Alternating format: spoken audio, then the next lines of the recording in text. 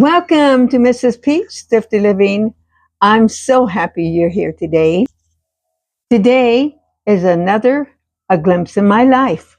It's been a while since I've been here on episode 32.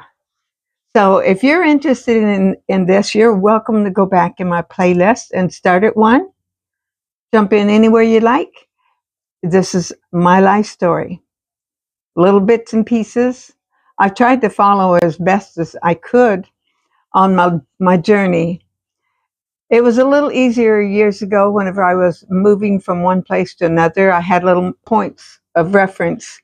And now I've been here for quite a while, 40 years plus. Lots of things have happened. And I've mentioned my little pocket calendars. I've been going back in those and looking at different things that would happen during that time, because you keep your doctor's appointment, little things like when you're going on a trip, like flying out this day and getting home that day, or whatever you're doing. Just little references like that kept me where I was at a little bit more in this life of mine at a certain time. Some people can say back in 19 so and so, or back in 1982, or I can tell you that one. In 1982 is when I got married. A lot of people have those dates they can rattle off. Oh, in 2007 we did this. Not so much me. Looking back at my calendar, I was thinking in all my travels of going different places and crisscrossing the country and all, I was so close to so many monuments, or most of them we didn't go to. We was always in a hurry to get to where we were going. Like, let's go home and see our parents and family. We haven't seen them. We have 2 weeks or something like that. We were just a few miles from Mount Rushmore. Actually, we lived in North Dakota at one point. We were in a hurry to go where we were going, and we did not stop. That's a regret in my life. Also, Yellowstone National Park. So close, and didn't go. We did go to the White House. When we lived back east, one of our times we went up to see my brother-in-law and his wife, and they lived in Virginia somewhere. I think he was in the military, if I'm not mistaken. They took us to the White House. And it happened that day they were giving tours of the White House. And we got to go in, and that is a highlight. I have a little series going now with the presidents. You might want to go and check that out. Each time that I do one, I tell about one president or two, most time one. It's been a very interesting. I've learned so many different things about different ones I didn't know. Another place we lived near Memphis, Tennessee, Millington, to Elvis Presley's Outside the Gate.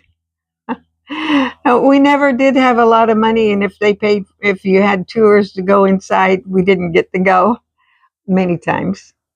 We were spending our time and money on the road, or at least in the gas tank. And of course, then again, the gas prices were so cheap then compared to now. Then again, wages were too. We've been to Disneyland here in California, and then when we lived in Florida, we were at Disney World 2 or 3 times, at least. You can go back and watch the video of where my daughter got lost in Disney World. I didn't know it at the time, or I would have been really a mess. I found out just as she got found, and she found her brother and cousins that she was supposed to be with. Some of you that listen to all my videos know all this already. One of the places we went to is here in California is Yosemite. Sister and her husband came from Texas, and they flew here that time. A lot of times they would drive, but this time they flew. And so when they was ready to go, we was going to take them to Fresno to their friends, and they were going to spend time there, and they had their whole itinerary planned out. Wendy and Steve spent a day or two. We had such a wonderful time playing cards, and what a wonderful meal. They were just absolutely wonderful host and hostess. They took us to Yosemite. You know, they lived closer and they knew the ropes of going there. And we just spent the day there, and it was such a delight to go. We was also planning on going further down to Southern California to Palm Desert, where our son lived at the time. And we got a call from my niece and brother back home, here at home. They had seen water running. You know, they lived next door, and they saw water, and they was noticed it was very unusual. And come to find out, we had a flood, and one of the water pipes busted, and so we had to come home and deal with that instead of going on. If I'm not mistaken, it was that time or another. We had in our kitchen something to do with the floors were just soaked for a few days, and we ended up having to have the insurance. They came in, and that is the time we got a new flooring in our kitchen. Same one we still have today. The insurance, that's awesome.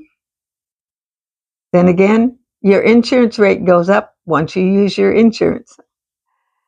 But it would have been more. So that was good. For years, Richard and I worked at the voting polls for our elections. That was really interesting. You would sign up for it, and then you would go for orientation. And then on the day of election, you would get up really early in the morning and go there and work all day. Of course, we knew what was doing because we'd been trained. And the people a potluck at lunch, and it was always a nice day, a long, long day. So, but it was wonderful. And to remember, and after a few years, I thought, I don't want to do this anymore. I think the worst part is the final in the evening of trying to tally up, you know, all the difference. I mean, you're not looking at their vote, but you're looking at the one ballots where they'd bring it in already filled out and they'd put it in one, and then the ones that came in and voted and all the different things. Sometime during this time in our life, Richard's sister Rita ended up moving out here from Oklahoma. She had lived back there for years. Her husband had passed away, and she still continued to live there. I think she had one son that lived there.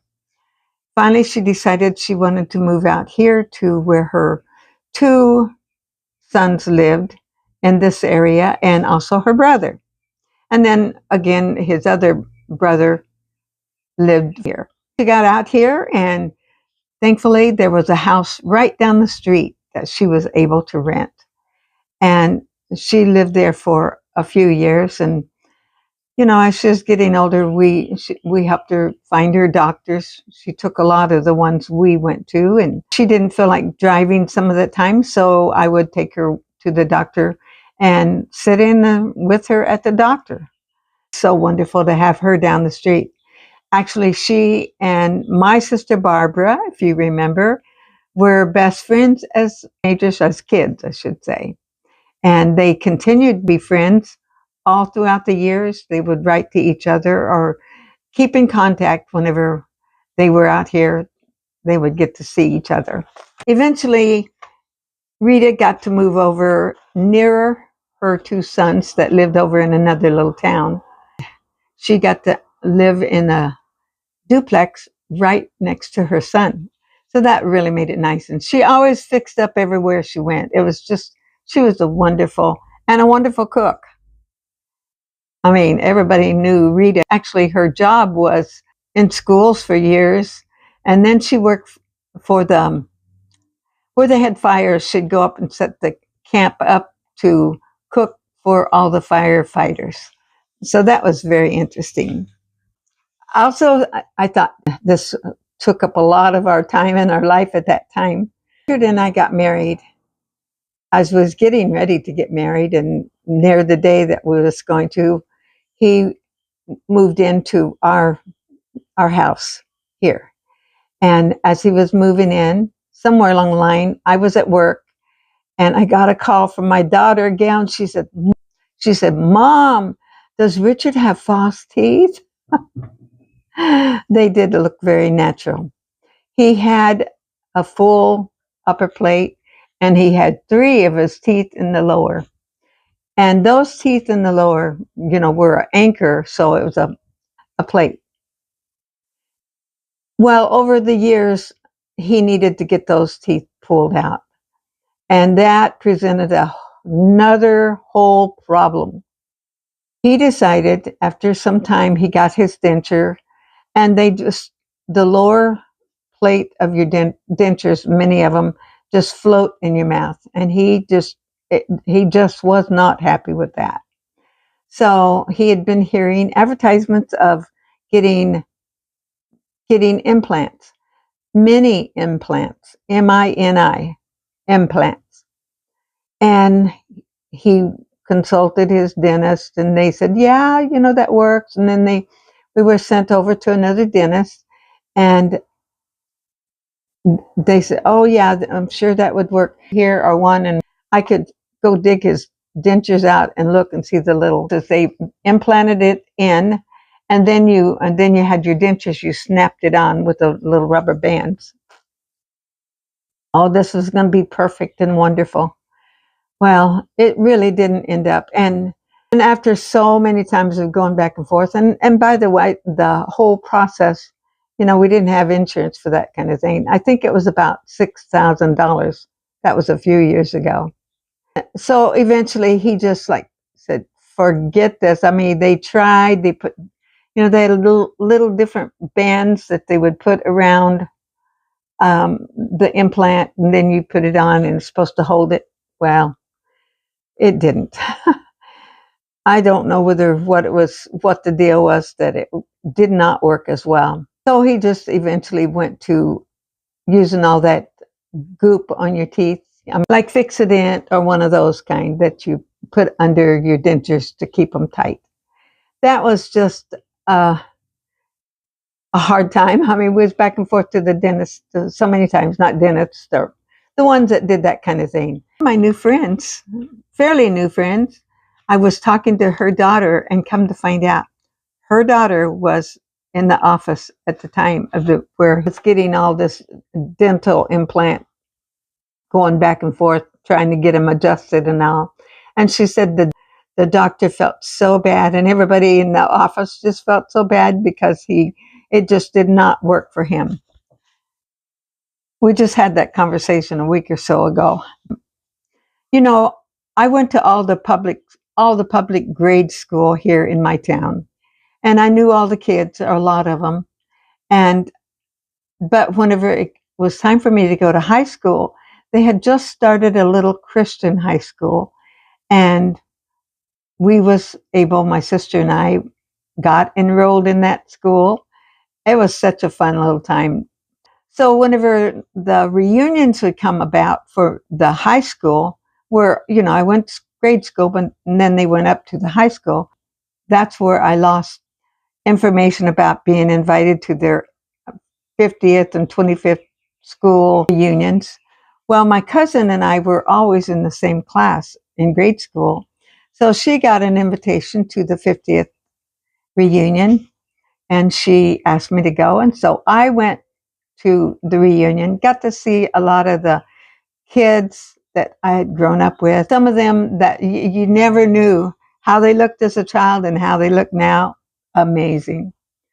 Some of them turned out to be beautiful, gorgeous, and you just don't know how another person's going to turn out when they get older.